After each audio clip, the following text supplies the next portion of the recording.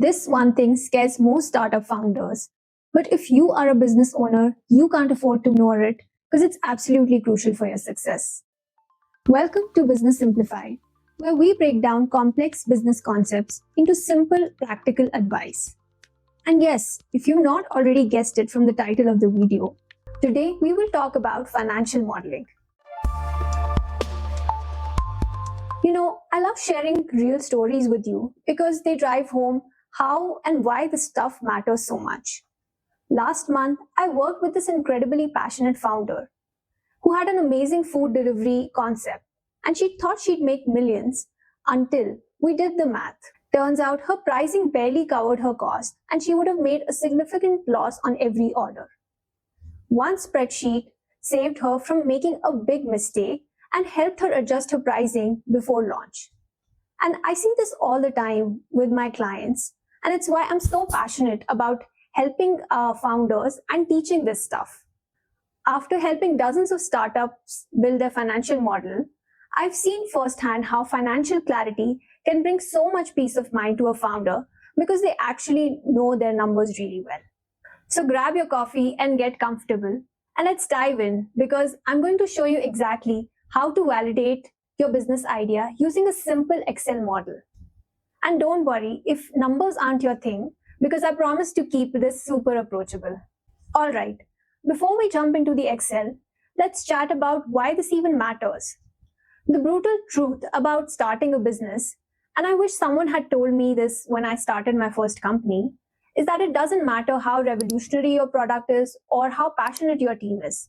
If you run out of cash, it's over. Every single day you're not profitable, the clock is ticking down. As a founder, you really have just two paths forward. Either you reach profitability or secure funding before your cash runs out. It sounds harsh, but I've seen too many brilliant ideas fail because the founders didn't understand their numbers. And one powerful tool that can help you make those critical decisions is a solid financial model. It's like having a business GPS that helps you avoid the cliffs ahead. Okay, let's get practical. I'm going to show you how to build a financial model that actually helps you make the right decisions for your business. And no, you don't need to be a finance whiz to follow along. I'll break it down into simple steps. So let's discuss what exactly goes into a good financial model. There are two basic elements, revenue and cost. So revenue is simply how your company makes money, and costs are basically where your money is spent to actually start and run the business. Okay, so let's talk about revenue drivers. The foundation of your financial model, and honestly, the part where most founders get very excited. Revenue drivers are simply all the ways your business brings in cash. Think of them as the streams that fill your business lake. Depending on your business, you might be generating revenue through direct product sales, services, subscriptions, advertising, etc. The possibilities are endless. For example, Netflix makes money primarily through subscriptions, while a company like Google relies heavily on advertising revenue. For today's example, let's keep it simple and focus on product and service sales because this applies to so many of you watching, whether you're launching a physical product or offering a service to a client. Now, when it comes to projecting your revenue, there are two main approaches, and choosing the right one can make a huge difference in how realistic your projections are. First, there's the top-down approach. This is where you start with a big revenue target, like $1 million annually, and work backwards to figure out how to get there. I like to explain this using a cake analogy. You decide how big the cake needs to be, then figure out how many ingredients you need for making that cake. A lot of founders start here because it's aspirational, but it can sometimes lead to unrealistic expectation as well. Then there's the bottom-up approach. This is like building from the ground up, looking at your market size, how many customers you can realistically reach, and what they'll pay.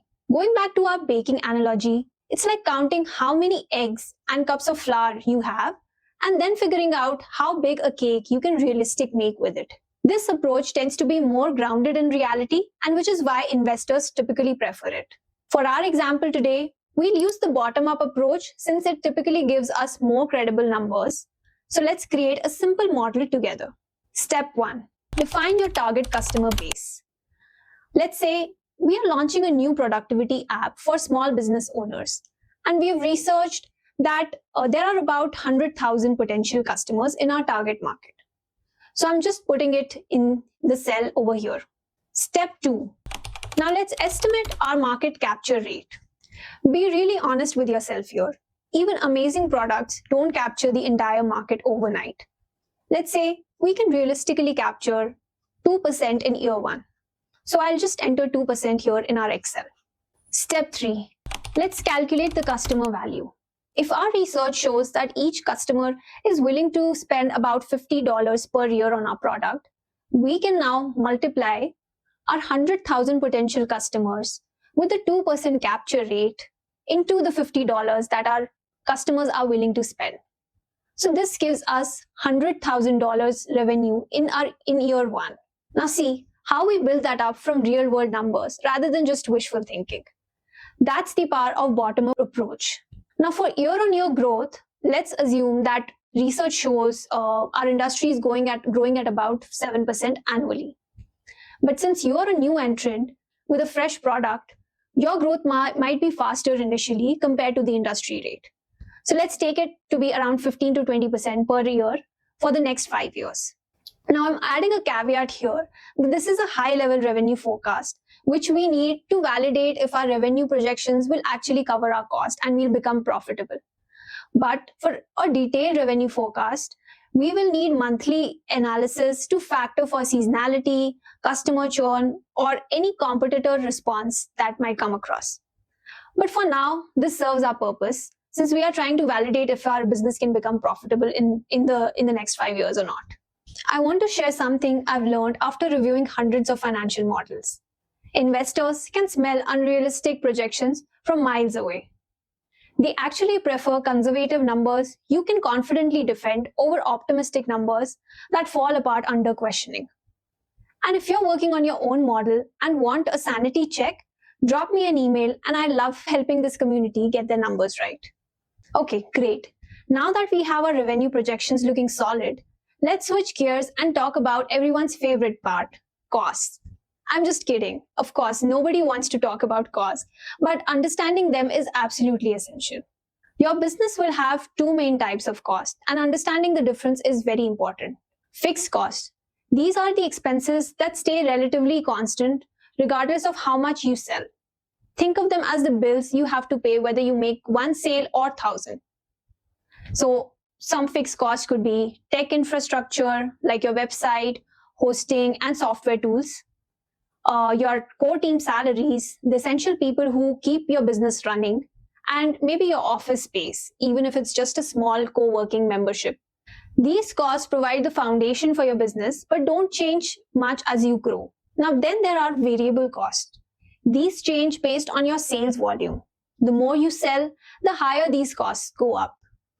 Like customer acquisition costs, like advertising and marketing.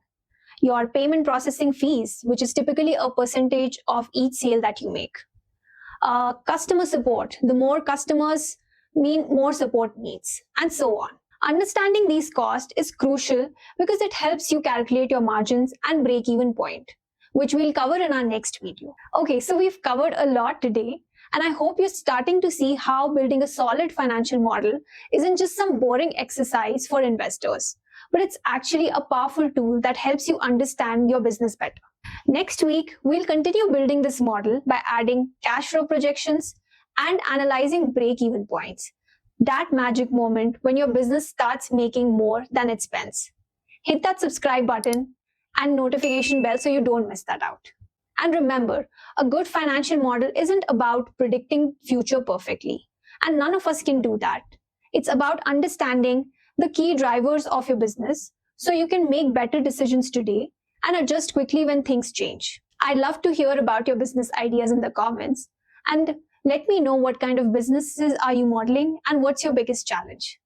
See you in the next video.